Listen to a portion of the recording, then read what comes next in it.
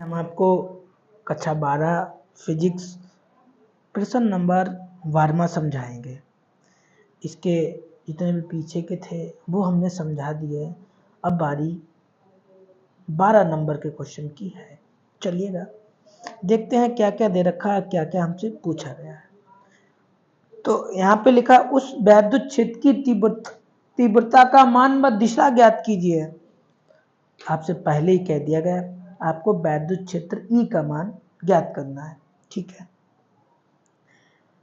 जो अल्फा कण को संतुलित कर सके आपको मान करना है, वो मान ज्ञात करना है जो अल्फा कण को कैसे करके संतुलित कर सके। अल्फा कण का द्रव्यमान इतना है, आवेश इतना है, तब आपको वैद्युत क्षेत्र की दिशा निकालनी है और वैद्युत क्षेत्र की तीव्रता ज्ञात करनी है। चलिएगा सबसे पहले लिखो दिया है, क्या क्या दिया गया है और क्या ज्ञात करना।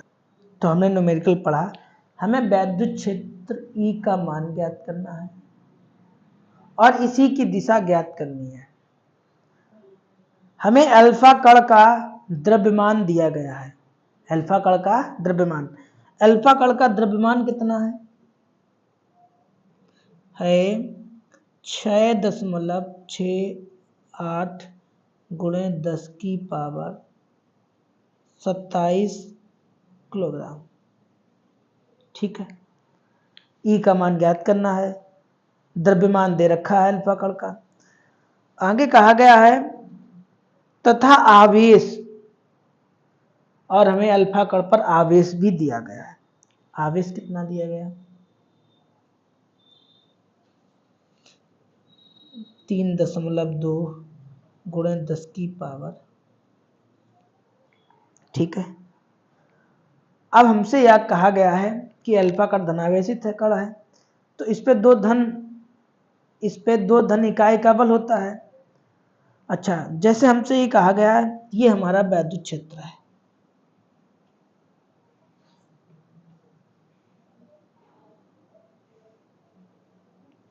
ऐसे करके हमारा वैद्युत क्षेत्र है। ठीक, यहाँ पे कोई अल्फा कण रखा है, मान लो यहाँ पे कोई अल्फा कण रखा है, तो यहाँ पे ना अल्फा कण का मान, यहाँ पे अल्फा कण का भार और वैद्युत क्षेत्र ये बराबर है, संतुलन की अवस्था में है। क्या कहा, अल्फा कण का भार और वैद्युत क्षेत्र बराबर है। मतलब क्या कहा हमने कि जैसे ये कोई वस्तु है ना, ये किसी वस्तु का भार है और इधर क्या लगेगा, इधर वैद्युत क्षेत्र है, बल लगेगा ना, तो वो उसका वैद्युत क्षेत्र हो जाएगा इसका। तो यहाँ पे जो वैद्युत क्षेत्र है वो अल्फा कण के भार के बराबर है। ठीक है, अच्छा, हमें यहाँ पे वैद्युत क्षेत्र, यहाँ पे क्या है वैद्युत क्षेत्र, क्यू क्या है किसी वस्तु पर लगने वाला आवेश, एम क्या है द्रव्यमान, जी क्या है गुरुत्वाकर्षण बल। आपको ये पता है ई का मान ज्ञात करना है, क्यू का मान पता है, एम का मान आपको पता है, जी का मान पता है आपको 9.8 होता है। तो हमें ई का मान निकालना है, ई तो ऐसे लिख लें, और क्यू कहाँ चला जाएगा, बट्टे में चला जाएगा। ठीक है, आपको एम का मान कितना है,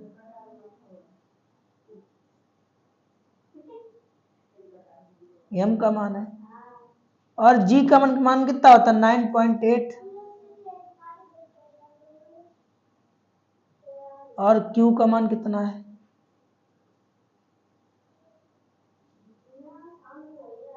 कोई दिक्कत, इतने में कोई दिक्कत नहीं होगी। अब दशमलव हटाइएगा, ये दशमलव से ये दशमलव हटा दें, क्या बचा,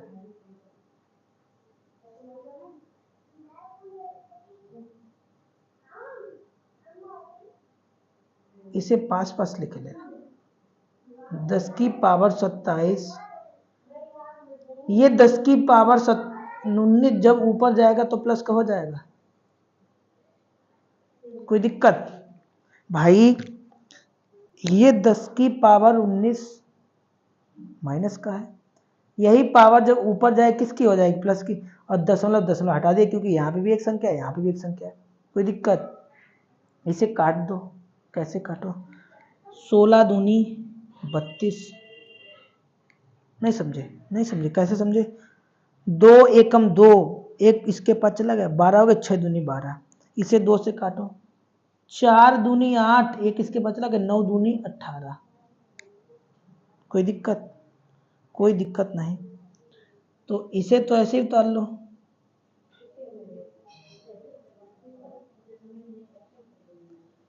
अब ये 10 की पावर 27 है और ये 10 की पावर 8 है, घटाओ कितना बचेगा? माइनस का 8 बचेगा और अपान में 16 है, कोई दिक्कत? कोई दिक्कत नहीं होगी। अच्छा, अब क्या करें? इसका इसमें भाग दे दें, 2 का दे दो या 4 का दे दो, है ना? तो 4 का भाग दे दो, 4 का चला बजाएगा, 4 दूनी 8, तो इसमें हम 4 चक्कू 16 और 4 का भाग हम इसमें दे रहे हैं,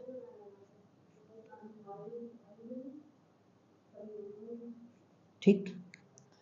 4 एकम 4, 2 बचा, इसका उतार लो, दशमलव लगा लो, हैं? तो 4 छंग 24, 2 बचा, 4 सत्ते 28,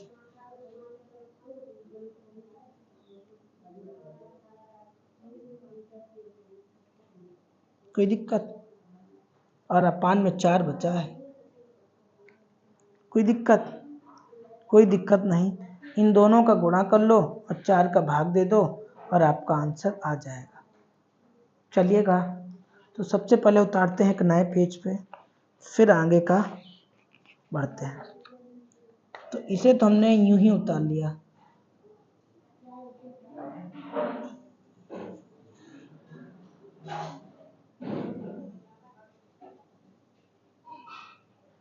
कोई दिक्कत?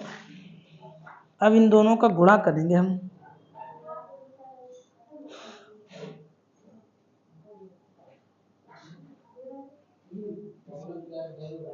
ठीक है?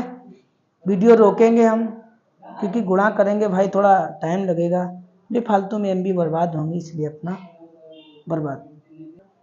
तो जब हमने गुणा किया तो आपका कितना आया? अभी रुकिएगा, दशमलव लगा है, दशमलव भी लगाएंगे। एक संख्या, सॉरी रुक जाइएगा भाई, 2 संख्याओं के बाद दशमलव लगा है तो 2 के बाद लगाना पड़ेगा, यहाँ पे न लगा के यहाँ पे लगा लो, ठीक है? यहाँ पे दशमलव लगा लो, ठीक? अब सही से लिख लो, अच्छा एक बार,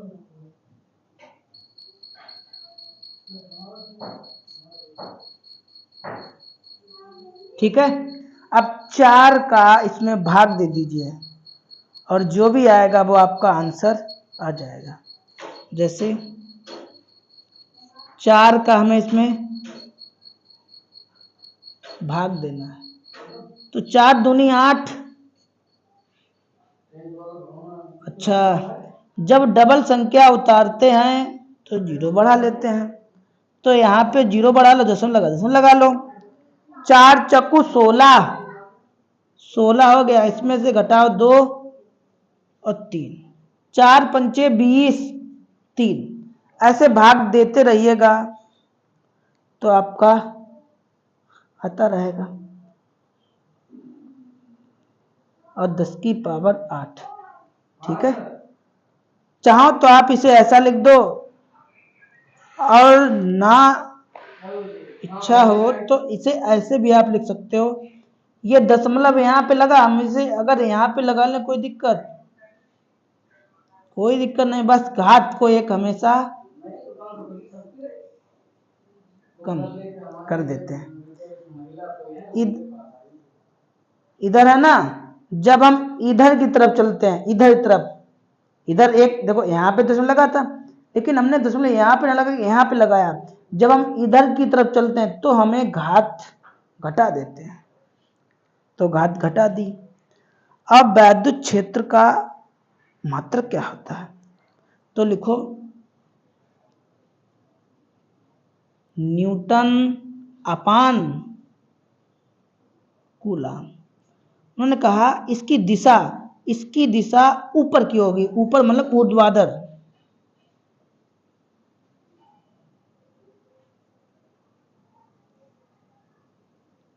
ऊपर की ओर, और आपका आंसर हो गया।